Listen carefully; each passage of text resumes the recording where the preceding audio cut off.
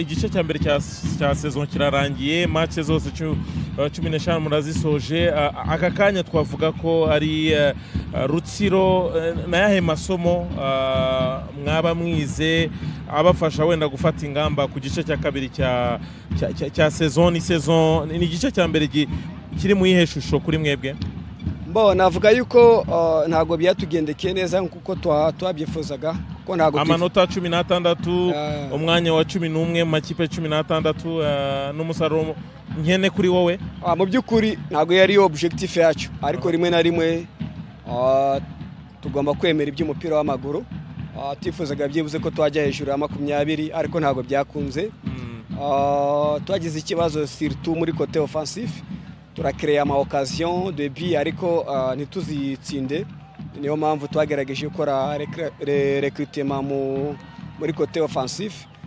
Ntekereza ko abakinnyi twazanye n'ihabitabari by'umwaka, yego, n'ibitabo by'umwaka uko tubazi, naho twabakuye tukurikije performance yabo cyangwa stati zabo. Ntekereza ko bashobora kuzadufasha mu busatirizi, kuko ntago twagendera kuri lamba gusa. Ngira ngo abibonye yuko iyo afashwe biba birangiye, so tugomba gushaka abandi bagira bamufashe, kandi twarababonye. Ntekereza ko phase ale na phase retour ntago bizaba bisa nkuko tubyifuza. Coach, ikiruhuko cyiza kandi amahirwe masa ku gice cya kabiri cya saison. Urakoze cyane coach. Ni umutoza rero Bisengimana Justin, umutoza w'ikipe ya Rutsiro. Tubibutsa ko ikipe ya Rutsiro birumvikana ikinira hano mu karere ka Rubavu kuri stade Umuganda, kimwe na Etincelle ndetse na Marine, bitewe n'ubwo stade ya Rutsiro ntabwo yemewe mu by'ukuri ku bijyanye n'ibyangombwa, ariko ni Rutsiro igerageza gukomeza kwirwanaho. Turi kumwe rero n'umutoza coach Eradi Mohamed, toza w'ikipe ya PRFC. Coach, félicitations, ces 3 points, mais il faut dire que ce ne sont pas 3 points de gratuit. Il a fallu se battre. C'était quand même le score ne reflète pas forcément la physionomie du match. Il y avait un adversaire tout de même en face.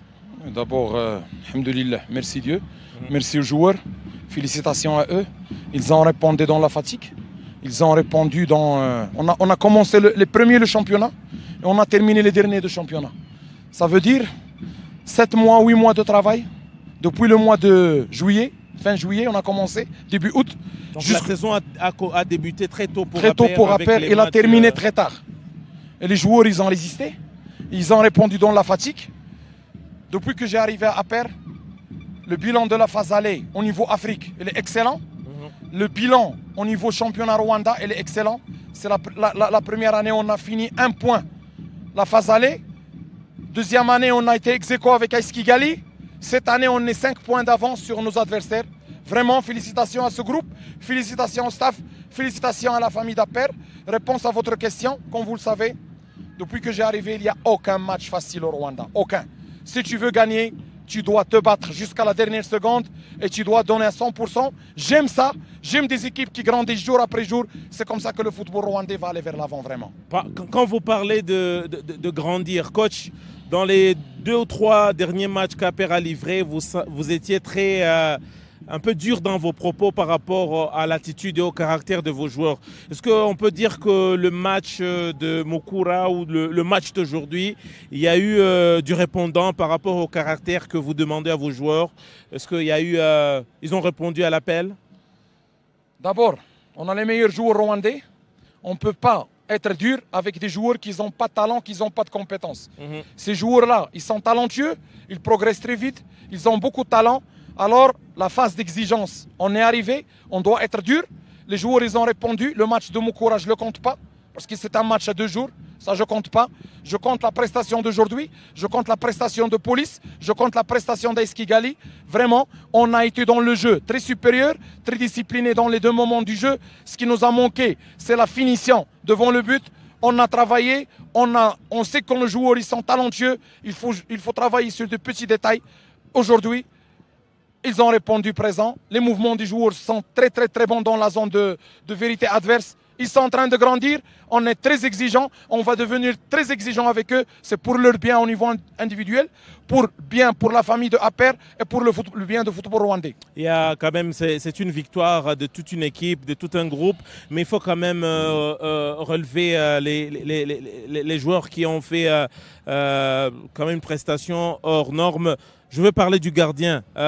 Vous avez marqué 2 buts, mais il faut dire que le gardien aussi a été d'un niveau exceptionnel. Un jeune gardien que personne n'est donné beaucoup de crédit, beaucoup de chance pour être dans le bois de Aper. Un mot sur Pierre. D'abord, c'est un honneur que j'ai été un jour dans un match de coupe de Rayon Sport Enaré. On suit toujours l'académie depuis qu'on est arrivé.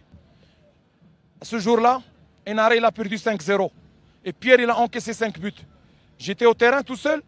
J'ai dit ce gardien, ça sera l'avenir du gardien de Rwanda. Je l'ai ramené à l'entraînement. J'ai insisté pour qu'il travaille. On a donné le programme de travail. Mougabou et Haj Taïb, ils ont fait le nécessaire. On l'a accompagné. Quand j'ai vu que le gardien, il mérite d'être sur les cages de la PRFC, il peut épauler l'équipe. Je n'ai pas peur de le lancer. J'ai défié tout le monde. Et j'ai dit, il faut avoir de l'audace. Et ce gardien-là va être le meilleur gardien du pays. On l'a lancé au premier tour. Il y a des gens qui ont douté. Et ils disent, coach, ce n'est pas un gardien de deuxième tour. J'ai dit non. Si je perds le deuxième tour, vous me limoger. Mais c'est Pierre qui sera le gardien. Aujourd'hui, je le remercie. Et je suis fier de lui. Il a répondu présent. Merci à nous tous. Et merci au staff aussi qui a travaillé avec lui. Et c'est ça notre travail. C'est pour cela qu'on est payé.